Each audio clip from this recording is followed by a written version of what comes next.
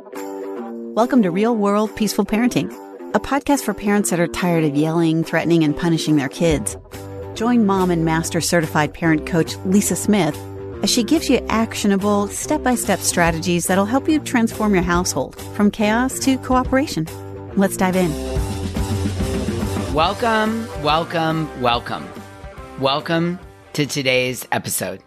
I am so excited to be with you here on our 145th episode. Amazing, right? I'm just so delighted to be with you here each week. And I hear from many of you that you really get a lot from this podcast. So it is my honor, I want you to know, to be with you every week and to serve you in this way and enlighten you, share tools, share ideas, share coaching, share what real world peaceful parenting really can look like for you and your family. And in my coaching hours, parents often come to me looking for a change so that they can parent in a more peaceful way. And I know what a lot of us want is to feel confident in our ability to peacefully parent. And sometimes our brain thinks we're on the right path doing the right thing, but it's not working. Yeah? I've been there myself. And in my own journey, I've created for myself a mission to be the parent I wished I'd had. And many of the parents who come to me for coaching, what we do is we dissect what's really going on. We look at it from a new angle. We talk about what might be going on for the kid. We get underneath the behavior. And what comes from that often is a new approach, a new perspective, new thoughts, new tools. And as a result of that, the transformation happens. And through the work that I do with my clients, we often uncover childhood wounds that we still operate in, from, and through as adults. Each situation we encounter as adults and as parents is seen through our own unique lens of our experiences, including our childhood wounds. I want you to really hear that. And one such wound that comes up a lot for us as parents is the wound of feeling unheard. And sometimes because of that, now as adults, we want it to be our turn. We didn't feel heard as a child. We had to do all the listening in our childhood and none of the talking. And so now we want to be heard. We want it to be our turn. We want to be understood. We want to be obeyed. We want to be revered and respected. We want our beautiful, peaceful, loving suggestions to be followed. Yeah? I so get that.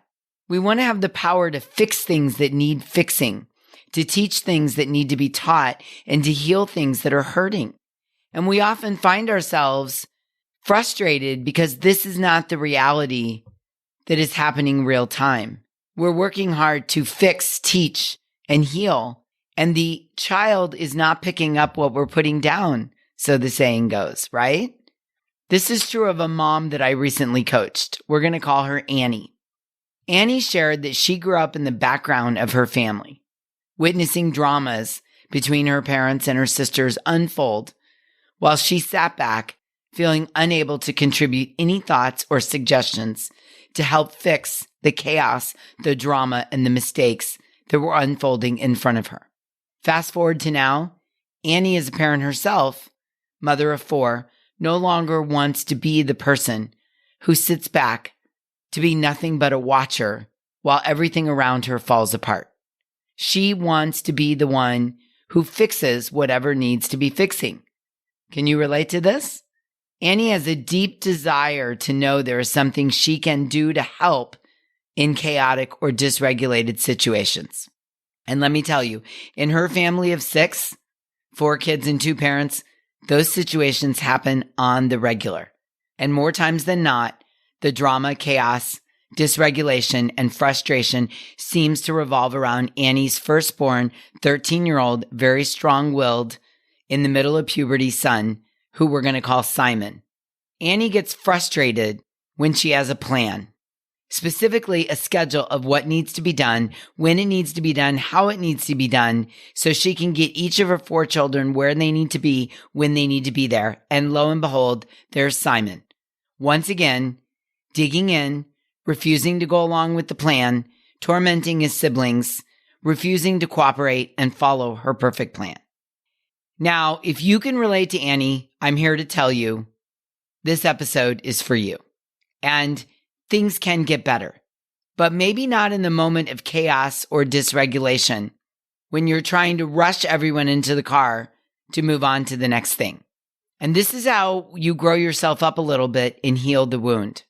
Annie's been working with me for quite some time, and she's made amazing progress in allowing her children to feel and unload their feelings when their emotional backpacks get full, even Simon's. I mean, she is a gold medalist at letting her kids feel their feelings.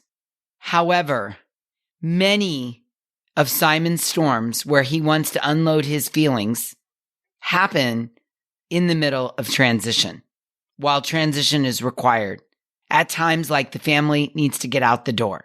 And during these high stress moments, Annie is desperate to have Simon hear her and cooperate with her schedule and plan, and really follow her authority as the parent. Yeah, you can relate to this. And guess what? It is during these moments, often, not always, but often, that Simon gets really, really, really dysregulated. So Annie's working really hard to get Simon to hear her, and Simon's not listening. And here's what I know.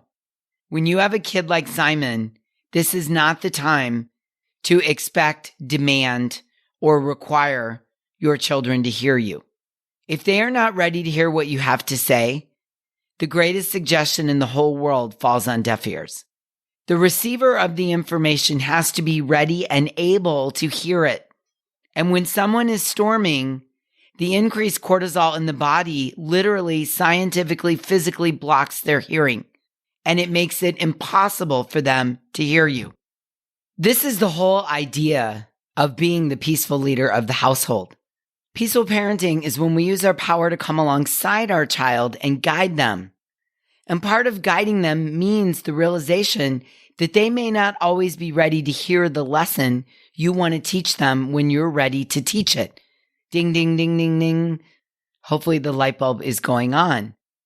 Growing in emotional maturity is recognizing when they are ready to hear what it is you have to say. Let me say that again. Growing in emotional maturity is recognizing when your kids, or anybody for that matter, when they're ready to hear what it is you have to say. Along with storms and increased cortisol, there is also a group of humans who just get stuck. Capital S, capital T, capital U, capital C, capital K, underlined, bolded, stuck. A lot of us humans struggle with change. In the lives of all humans, there is a natural tension in change and transition that happens to the central nervous system. We are organically hardwired for habit and familiarity and consistency. And it has been identified that there are 5 kinds of change that disrupt us. Change of routine, change of environment, change of relationship, change of activity, change of day and season, and change of age. Now, kids experience this aversion to change on a micro level. What I mean by that is they can become dysregulated after school, the change of after school, the change of going to bed. For many, the change of transition to whatever is next. I think there are humans that do transition better than others. The way some kids work, they decide something. And if it doesn't happen the way they've decided it, they get stuck. This is a really important word. They get stuck. And then the parents get dysregulated over the kid's stuckness, which if that is not a word, it is now. All they want to do in these situations as the parent is get the kid moving forward. Move him or her on to the next thing. The problem is that when Simon, for instance, gets stuck, he can't move to the next thing until someone validates that he's stuck. Maybe some light bulbs are going off for you right now. What I think the secret sauce is as a parent to create the connection and cooperation is to validate that he's stuck and reassure him that it's okay. Now, his stuckness, you might be thinking, is his shadow side. And your way of trying to fix it is to simply tell him, encourage him, demand that he just get unstuck. Just get in the car. We got to get to soccer. We got to get to parent school night. Get over not going to the football game you wanted to go to and go take a shower. Move to the next thing. It goes something like this. Listen, dude, we don't have time for you to be stuck. So just get moving. It's okay to be mad and feel your feelings, but you have to feel them while moving on to the next thing. You can feel your feelings, but you can't stay stuck. Or maybe we say something like, feel your feelings in the shower, feel your feelings in the car on the way to parent night. The problem is the more you try to encourage or demand that your kid keep to your schedule and plan, the more the kid can get frozen in his stuckness. And what I really offer is that he sees his stuckness as his superpower, not his shadow side. So what can Annie and parents like her, maybe you, do about this? Well, there's one word, and it's acceptance. Accept that you have a kid that gets really stuck. Accept that there are times when he can't get in the shower. And that moment, validate that. Make that okay.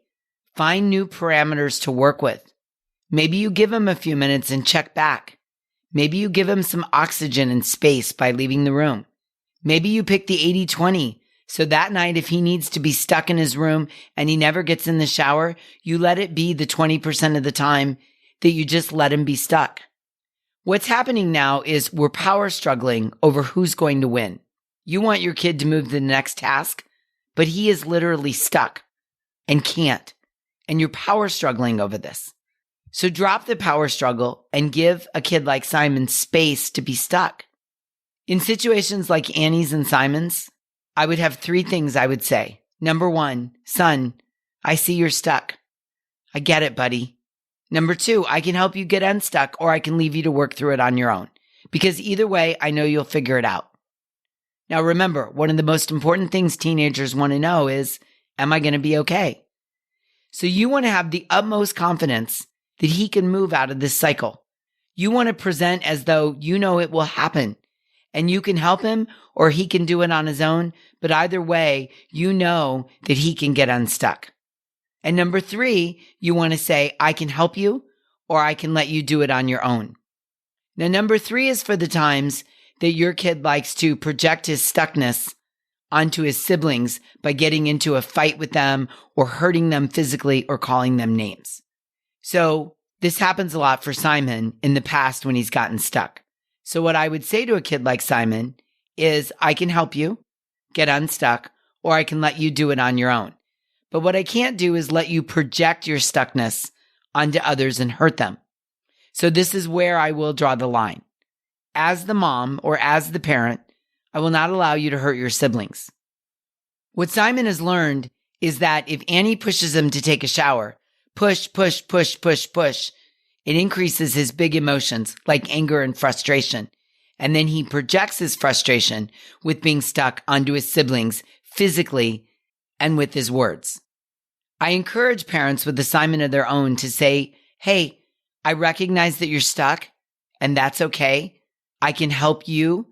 You can work through it on your own. But what we're not going to do is project. And I think you should actually use that word. What we're not going to do is project our stuckness onto other people by physically hurting them or emotionally calling them names. This is where I have to step in and protect the other people in the family. And I think this projection happens a lot in households where kids get stuck. The kid projects their stuckness onto their siblings, and then the parent gets triggered, often by a childhood wound of their own, and the power struggle ensues and nobody wins. I remember a story of a client recently telling me that when she was young, her father had an accident that left him as a quadriplegic. And as we were talking about stuckness, she was having a gigantic light bulb moment. She said after the accident, her older brother, who was a teenager at the time, got really stuck in big emotions like anger and frustration. And every day he would punch her really hard and it would hurt. And she realizes now that he needed help getting unstuck, and she needed her mother to protect her from his stuckness, and no one was there to do it. At the same time that parent needed to help the son move out of the stuckness, the mother needed to protect the sister. As the parent in these situations, you say in a loving way, I will help you get unstuck, and at the same time, I will protect your siblings if you cross the line, and project all of that onto them. For Annie, I know she's going to feel empowered by recognizing what's going on for Simon and not always pushing him to the next thing, but by helping him acknowledge the stuckness and physically protecting the siblings, she's going to feel heard and empowered with an action plan that serves all parties. So again, it sounds like, Simon, I'm here to help you. I recognize that you're stuck, and the next step is to help you get unstuck. I can help you. I can give you space to do it on your own. But what I won't do is allow you to project it onto your siblings. And if you can't get in the shower tonight and you need to stay in your room, I totally support that. I can see why many parents would think, let's get him unstuck so that we can direct him to the next activity. For some kids that works, but not for kids like Simon. He cannot be redirected to the next activity when he's knee-deep in stuckness. So what do you do when you have somewhere you need to be and you don't have time to sit around and wait for Simon to get unstuck in his bedroom? Well, it might look like this. Hey, Simon, are you able to get in the car and be stuck in the car? Can you ride in the front seat and put some headphones on? You have to get creative and find ways to move forward while helping Simon work through the stuckness in ways that don't invite a power struggle. Because Simon doesn't have the brain development yet, and he hasn't developed the ability to compartmentalize his stuckness, and that's okay. And in this conversation, Annie was able to recognize that she gets stuck too. Because while Simon's wound of getting stuck is coming into the room, his stuckness triggers Annie into believing he's not listening to her. So her wound of feeling unheard rears its head that nobody listens to her because she sees that he won't move to the next thing as him not listening rather than seeing it as he's stuck. And many parents like Annie say something to me like, Lisa, I've done it. I've shown empathy. I allowed his feelings. I acknowledged his pain. I've done all the things, and now it's my turn for him to listen to me, and he's not getting in the car. So this activates our own childhood wound. As we were coaching, Annie recognized that it's not always about the stuckness that triggers her wound. Sometimes it's also, I'm trying to explain a lesson to him. I'm trying to be heard. I'm trying to fix the problem, and he's not listening. And my answer was, you're right, he's not. He's not able to because he's stuck, not because he doesn't want to hear you. Lessons about turning on the internal compass are a lifetime struggle. It's not like it's an on and off. Some days I'm better at the lesson than I am other days. Some days I get it in one way or another. It might not benefit you as the parent to think about it as all or nothing. And if you're looking at it like, did he get the lesson? If he did, then he's a good kid. He heard and understood me, and I'm a good parent, and I'm validated. If you do that, drop that. That doesn't serve any of us. Children are a lifelong experiment. There are conclusions to be drawn way into the future. It's like this is not a short-term clinical study. It's not a 2-week trial where we're going to do the experiment and write up the conclusions. Lots of kids get stuck. It's common. You're ready to move on, but it doesn't mean I, as the kid, am ready to move on. The solution is to help the Simons recognize that stuck is a thing and that you love him the same whether he's stuck or not. This is who he is and you accept it. And you believe 100% that he can get unstuck.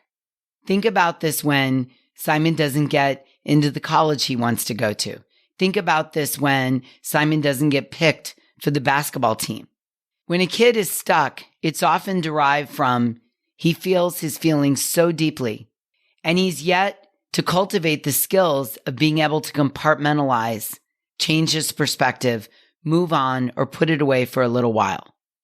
So this is going to be great for Simon to identify. Oh yeah, sometimes I get stuck on emotional things because I have an expectation that doesn't get met. But that doesn't mean anything about me. It just means that it's part of who I am, and I have to develop the skills to be able to regroup and get through it.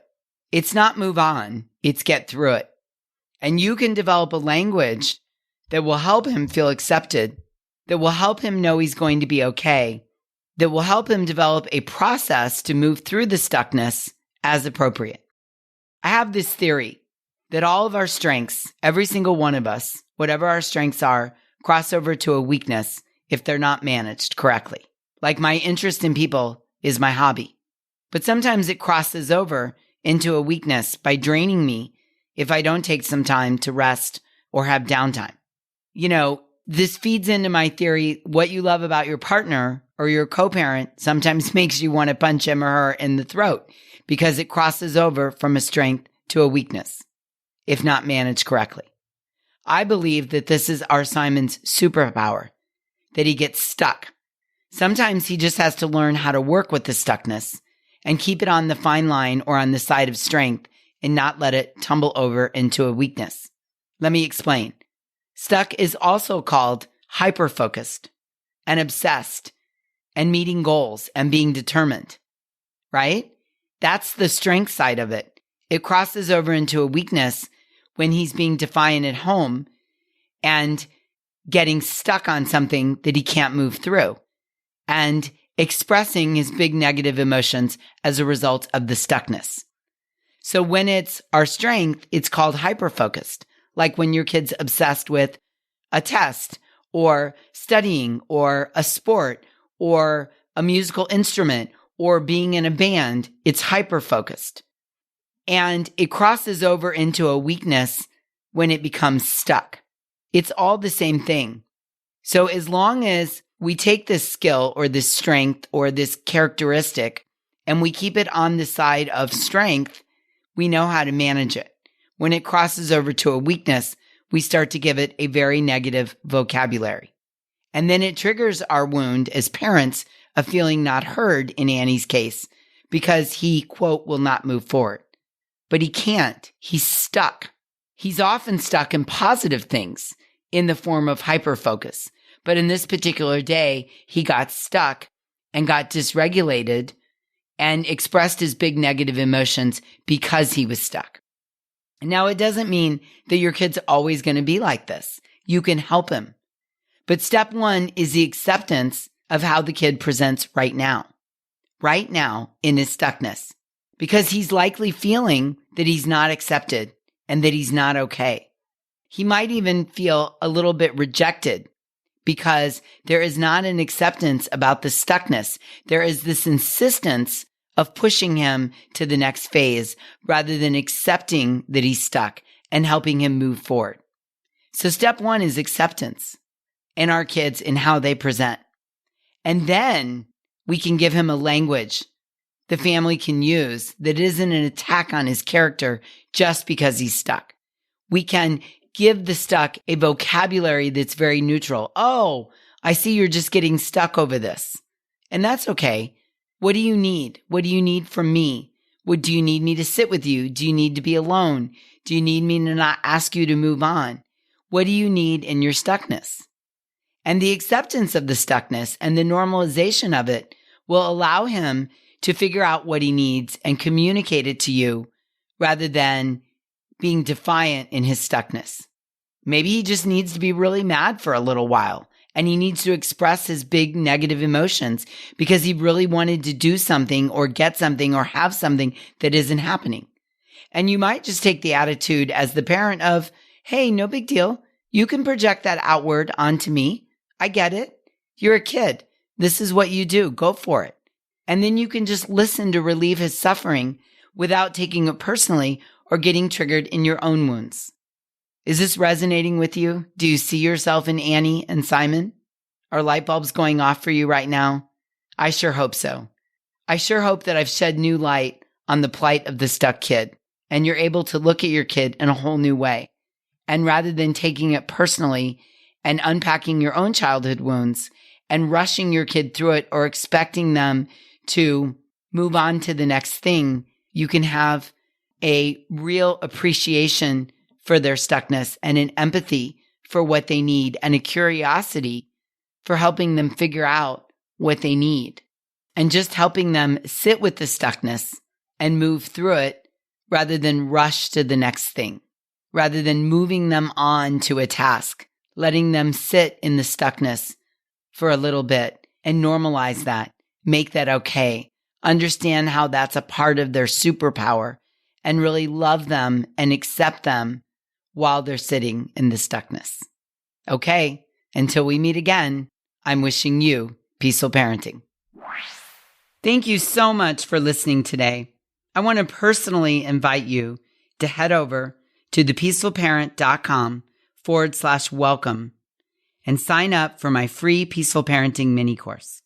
You'll find everything you need to get started on the path to peaceful parenting just waiting for you over there at www.thepeacefulparent.com/welcome.